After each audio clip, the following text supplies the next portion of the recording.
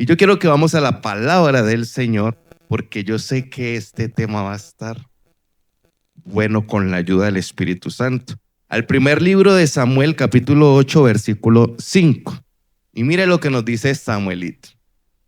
Y le dijeron, he aquí, tú has envejecido y tus hijos no andan en tus caminos. Por tanto, constitúyenos ahora un rey que nos juzgue, como tienen todas las naciones. Vamos a entrar un poquito en el contexto, ¿sí? ¿Quién era Samuel? Samuel era el profeta puesto por Dios, a quien Dios le hablaba y él se encargaba de hablarle al pueblo. O sea, él recibía la información directa de Dios. Acuérdese que desde pequeñito él escuchaba la voz de Dios, escuchó el llamado y Dios lo necesitaba para poderle transmitir a su pueblo lo que él quería que su pueblo hiciera. Pero nos estamos encontrando con una realidad aquí, ¿sí? ¿Cuál era? Que Samuel había enricido, no, perdón, no, es cierto que no. Se había envejecido. Todos nos vamos a envejecer en algún momento. Cuando él envejece, él tiene que dejar a alguien a cargo y él dejó a sus hijos, pero sus hijos no anduvieron por el camino que Samuel anduvo. ¿Qué pasó en este momento? El pueblo se desenfrenó porque ya no tenían la guía, porque ya no tenían la dirección, porque ya no tenían ese mensaje que venía directamente de Dios, de la boca de Dios a cada uno de ellos. Y mire, hay algo claro. Cuando alguien se le acerca a uno y le trae un mensaje de Dios, uno en el espíritu puede percibir si verdaderamente es Dios el que le está hablando o no. Uno lo puede percibir. Pero ¿qué pasó? Aquí ya el pueblo no percibía eso en los hijos de Samuel. ¿Qué pasó con el pueblo? Empezó a decir, no señor, queremos un rey. ¿Y un rey cómo? Así como lo tienen las otras naciones. Entonces, el título de esta prédica es el siguiente, y ahí le va a salir. Valora lo que Dios te da.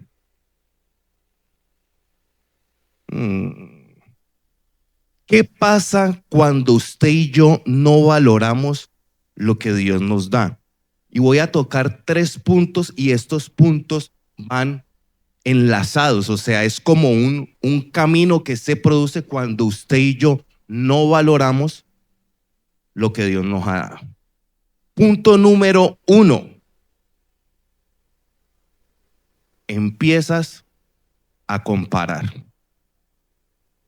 Usted cuando Dios le da algo y usted empieza a perderle valor a eso, usted empieza a comparar lo que tiene con lo que tienen otras personas. En este caso, ¿qué pasó? Ellos empezaron a comparar con las otras naciones. Póngame el versículo otra vez. Constitúyenos ahora un rey que nos juzgue como tienen todas las naciones. Ellos, como ya no tenían la voz de Dios, como se había perdido eso, ellos necesitaban a alguien.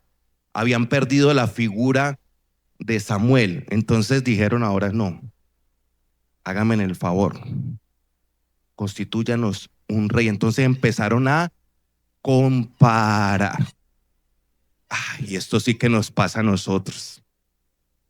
Usted tiene un carro, ¿sí? Y usted ve otro, y usted ve el suyo, y que empieza a decir uno, esta carcacha, y esto a toda hora se va. Yo quisiera andar en ese Mazda 5, en esa Toyota TXL, ¿cierto? En ese Mercedes, uy, yo anduviera ahí. Y no valoramos lo que Dios nos ha dado. A veces usted tiene ese gordito, ¿cierto? Ese panzoncito, ese calvito, ¿sí? Ese Shrek, ese ogrito que por todo se enoja, ¿sí? Lo tiene en la casa, pero a veces usted deja de valorar a ese hombre. Y entonces se reúne con las amigas, ay, mi esposo, y empieza usted, ay, si mi esposo fuera como el de ella, si mi esposo este, si mi esposo lo otro, y viceversa, los hombres con las mujeres. No, pero es que esta mujer, es que ya no se arregla, es que ya no esto, es que ya no es detallista, es que mejor dicho, ¿cierto? Pero no valora lo bueno. ¿Qué hace uno? Empieza a comparar. ¿Y sabe qué es lo triste aquí? Que aquí no estaban comparando esto con cualquier cosa. Aquí estaban prefiriendo que les colocaran un rey para desechar al rey de reyes y señor de señores. O sea, ¿usted cree que Dios se puede comparar con alguien? Jamás, jamás. Pero hay cosas que usted y yo tenemos que tampoco debemos comparar. No hay nada más odioso o no hay nada que pueda producir un daño tan grande cuando usted hace una comparación. Usted quiere ver a su esposa dolida y enojada, compárela con otra mujer. Usted quiere ver a su esposo, compárelo con otro hombre. Usted quiere ver a sus hijos enojados, compárelo con otros hijos. Esto, como dicen, las comparaciones son odiosas, ¿cierto? Eso duele. Ahora imagínese nosotros llegar a ese campo de comparar un rey terrenal con un rey celestial, o sea, diciendo, no, yo prefiero que me gobierne un hombre a que me gobierne Dios. Delicado el asunto, delicado el asunto. Cuando no se valora lo que se tiene, usted siempre va a empezar a mirar para otro lado. Cuando usted no aprenda a tener amor por lo que Dios le ha dado, por lo que Dios le ha entregado, usted siempre se va a concentrar más en lo que tienen los demás que en lo que Dios le ha dado a usted. O cambiémosla, usted se va a concentrar más en lo que Dios le ha dado a otras personas que en lo que Dios le ha dado a usted. Usted no va a tener tiempo para mirar su bendición ni para cuidarla porque usted está más pendiente de lo que tiene su amigo, de lo que tiene su primo, de lo que tiene su tía, de lo que tiene su hermano, de lo que Dios le ha colocado en sus manos. ¿Por qué? Porque es que para comparar yo tengo que buscar con qué comparar. Ahora, grábese esto. Uno siempre para hacer una comparación, usted compara con algo mejor que lo que tiene. Usted no compara con algo peor, ¿sí? A no ser pues que usted quiera exaltar, pero por eso se dice que las comparaciones son odiosas, porque siempre vas a colocar un estándar o algo más alto por encima para hacer ver lo que tienes o lo que Dios te ha dado como mínimo y hacer ver con lo que lo estás comparando mejor. Entonces siempre vas a necesitar estar comparando. Ay, Dios mío. Cuando entramos a comparar, caemos en algo que es el menosprecio. ¿Por qué? Porque menospreciamos lo que Dios ha colocado en nuestras manos. Cuando nosotros empezamos a comparar, empezamos a descuidar y perdemos fácilmente el amor por lo que Dios nos dio.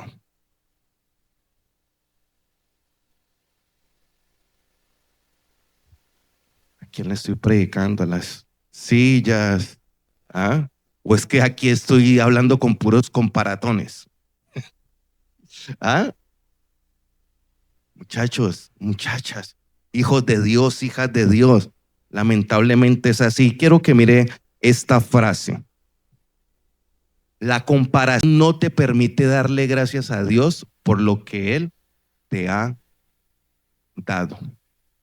sea, en pocas palabras, cuando usted tenga algo y empiece a compararlo, usted está empezando a hacer o son los principios del mal agradecido.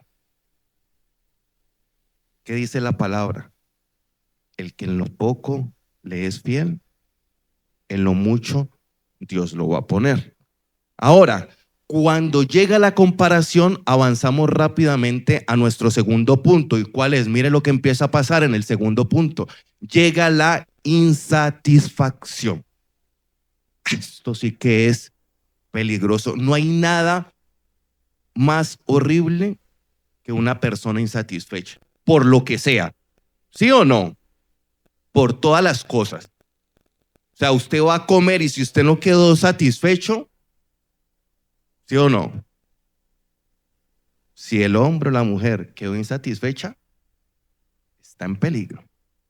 ¿Sí o no? Lamentablemente es así. La insatisfacción se produce en muchas de las áreas de nuestra vida. Pero cuando usted empieza a comparar, ¿sí? Cuando usted ya empieza a mirar para otro lado, lo que usted tiene, lo que Dios le ha dado, ya no lo satisface a usted. Por eso usted empieza a mirar para otro lado. Cuando llega la insatisfacción, quiere decir que ya no estás contento con lo que Dios te ha dado. Ya lo ves como poco. Eso ya no te llena. Le voy a colocar un ejemplo. ¿Cuántos aquí son detallistas con su esposo, con su esposa, con sus hijos? Levanten la mano los detallistas, a ver. Bueno, son muy poquitos. Vamos a orar para que Dios los haga más detallistas. A veces uno llega y quiere tener un detalle. Hablemos de los esposos. Aquí hay muchos adultos, hay muchas parejas. Entonces, hablemos en el caso de los hombres, pues que los hombres no son muy buenos como para cocinar. ¿Cierto o no? Bueno, yo cocino espectacular, se lo pueden preguntar a mi esposa. Pero entonces llega el hombre, ¿sí? Nunca ha hecho un arroz, nunca ha hecho nada, se le quema el agua, pone a hervir el agua y se le quema, ¿sí? Pero llega con ese esfuerzo y hace eso y con mucho amor pone ahí un chocolate que sabe a quemado, un huevo que parece una pizza, o sea, parece cualquier cosa menos un huevo y se lo pone ahí con ese amor a la esposa. Y llega la esposa, que es una experta cocinando, y ve eso. ¿Usted cree que yo me voy a comer eso? Dígame qué pasa con el corazón de ese hombre. ¿Usted cree que ese hombre va a tener ¿cómo le digo? El deseo de volver a tener un detalle con esa mujer? ¿Qué le hace pensar a usted y a mí que Dios va a tener el deseo de volvernos a dar algo cuando nosotros a veces tenemos esa misma actitud con lo que Él nos ha dado? Cuando Dios se ha esforzado tanto para colocar ahí en tu mesa el huevito, lo que sea, para darte esa bicicletica que tanto reniegas, ¿sí? Para darte esa malgeniadita, para darte ese canzoncito, ¿sí? Pero a veces no valoramos. ¿Por qué? Porque entramos en la insatisfacción. Esto sí que es peligroso. Cuando usted llega a ese límite de la insatisfacción, ya está cruzando una línea donde su corazón está a punto de cambiar y de perder el diseño original que Dios le puso. Ahora, cuando usted entra en la insatisfacción, se pierde el amor por lo que un día amé. Un ejemplo, el Señor le dio una bicicleta a usted. Usted en ese momento deseaba una bicicleta con todo su corazón. Y cuando llegó, gracias Señor, gracias por esta bicicleta. Mejor dicho, usted y de ahí para allá. Pero después, usted ya la echó a un lado. Ya la empezó a mirar con desprecio. Hay algo que yo no sé si a usted le pasa, ¿sí? Pero es muy regular en las parejas cuando a veces tienen un detalle con uno y a veces alguien tiene el mismo detalle que tuvo la pareja de uno y uno ponerse el detalle que le puso que le dio la otra persona que el que le puso la pareja. ¿Sí me está entendiendo? Un ejemplo. Alguien me regaló un reloj. Yo no tenía reloj. ¿Sí? O mejor, mi esposa me ha regalado un reloj y después alguien me regaló un reloj. O sea, coger yo y quitarme el reloj y ponerme y dejarme de poner el que mi esposa me regaló o el que el esposo le regaló. Es más fácil que tu esposa te dé un reloj, ¿sí? Y después te dé uno mejor. Entonces tú echas a un lado el otro, pero sabes que te lo dio la misma persona. Así es con Dios. Dios te da a ti cuando ve tu actitud, cuando eres agradecido, cuando valoras lo que Dios te dio, cuando tú lo cuidas, entonces el Señor dice, ahora voy a coger y te voy a dar algo mejor porque en lo poco fuiste fiel, ahora en lo mucho te pondré. Pero no caigamos en esa insatisfacción. Cuando usted cae en la insatisfacción, usted empieza a pedir lo que no necesita. ¿Qué le pasó al pueblo? Ellos tenían al Rey de Reyes y Señor de Señores. ¿Y qué pidieron? Un rey teniendo un rey superior. ¿Qué pasa en medio de los hogares? Usted tiene su esposo, tiene su esposa, pero la empieza a comparar, entra en la satisfacción, entonces después empieza a pedir ¿qué? Lo que no necesita. La mujer empieza a mirar un hombre que no necesita porque en casa ya tiene uno. El hombre empieza a mirar una mujer que no necesita porque en casa ya tiene una. Siempre empezamos a pedir lo que no necesitamos. ¿A causa de qué? De la insatisfacción. Mira esta frase. La insatisfacción nubla tus ojos y no te deja ver la provisión de Dios. Cuando usted ya está insatisfecho, usted con sus ojos no puede ver lo que Dios le ha dado. El pueblo de Israel, es que el pueblo de Israel sí que era necio, ¿no? El pueblo de Israel tenía un camino hacia la tierra prometida, ¿sí? Estaban ya en la tierra prometida, pero querían volver a Egipto. La insatisfacción te hace anhelar, póngame cuidado lo que le voy a decir, te hace anhelar lo que un día tenías, pero que lo tenías en cautiverio. No te deja ver la libertad que Dios te ha dado con las bendiciones que vienen de la mano de Dios. El pueblo en el camino y decían, no, queremos allá en Egipto porque allá sí comíamos bien, allá mejor dicho, pero esclavos tenían que mulear.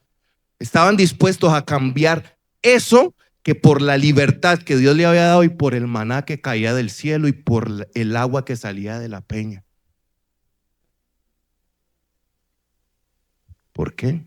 Porque no les satisfacía.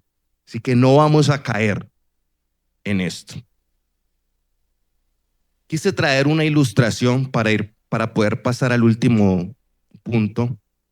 Y es que una vez había un hombre. No, más bien no. Habían dos hombres, pero uno es el autor principal.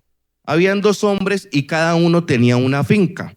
Uno estaba a un lado y el otro estaba al otro lado de la finca.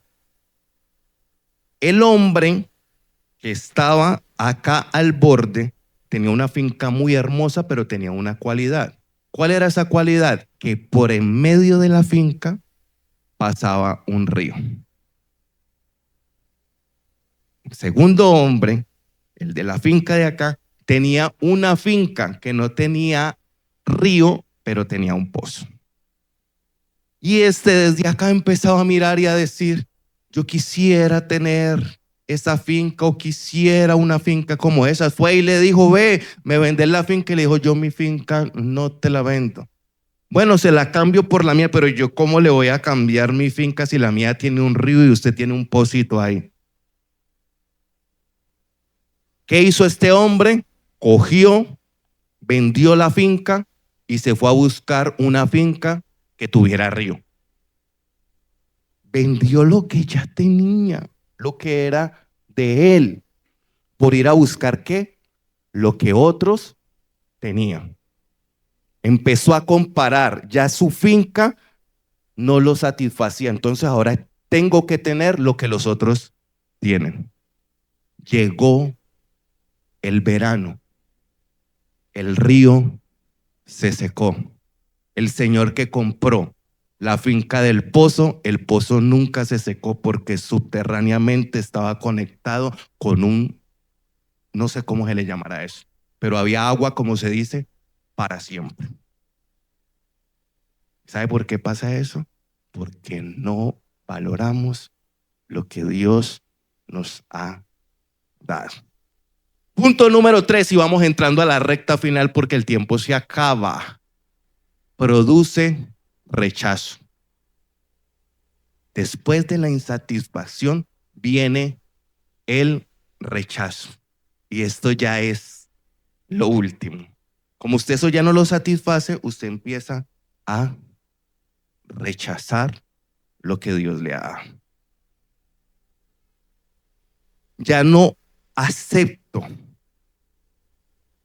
que Dios me lo ha dado, sino que empiezo a anhelar cosas que hacen felices a los demás. Entonces, ¿qué hago? Rechazo lo que Dios me dio y empiezo a desear lo que tienen otros. El ejemplo de la finca, ya no me satisface, ya la rechazo porque quiero tener otro. Ay, no, es que esos hijos míos, no, yo quiero unos hijos como los de la vecina. Esos sí son juiciosos, esos sí esto sí lo otro, esto sí. Y esto se viene en la seguidilla, pero ya empieza a haber rechazo. Cuando usted ya comparó a ese hombre, a esa mujer, cuando ya ese hombre, esa mujer no lo satisface, llega el rechazo.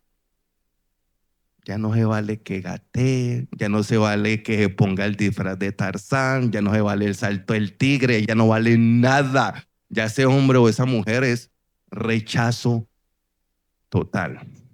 Usted se puede inventar, como dice, no puede traer, puede llegar con el libro ese.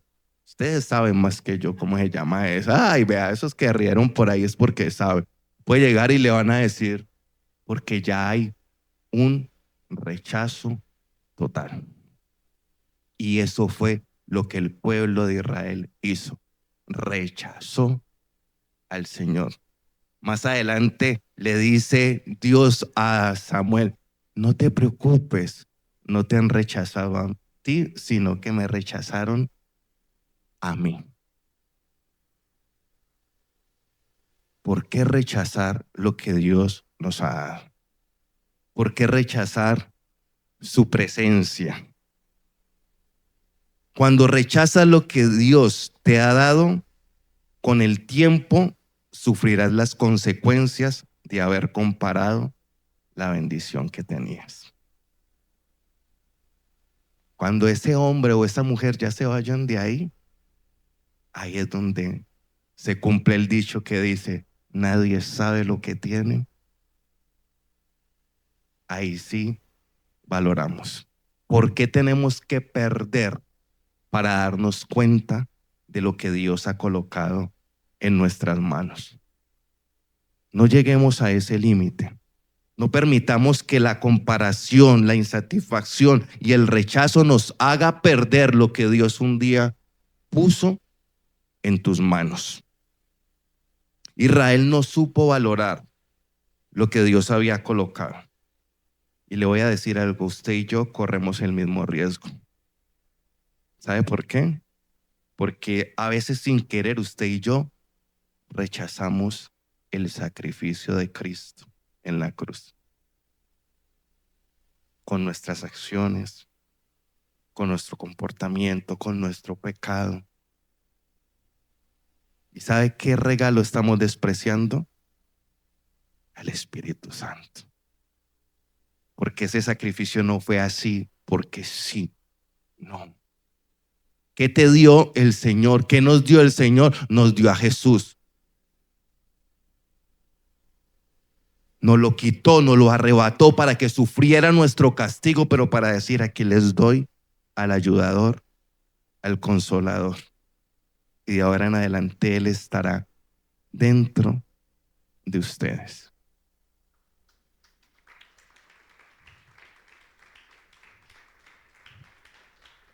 Quiero finalizar con esta frase. Lo que hoy parece poco, mañana puede ser tu mayor pérdida. Valorar lo que Dios te da es el primer paso para no perderlo. Valora lo que Dios te da.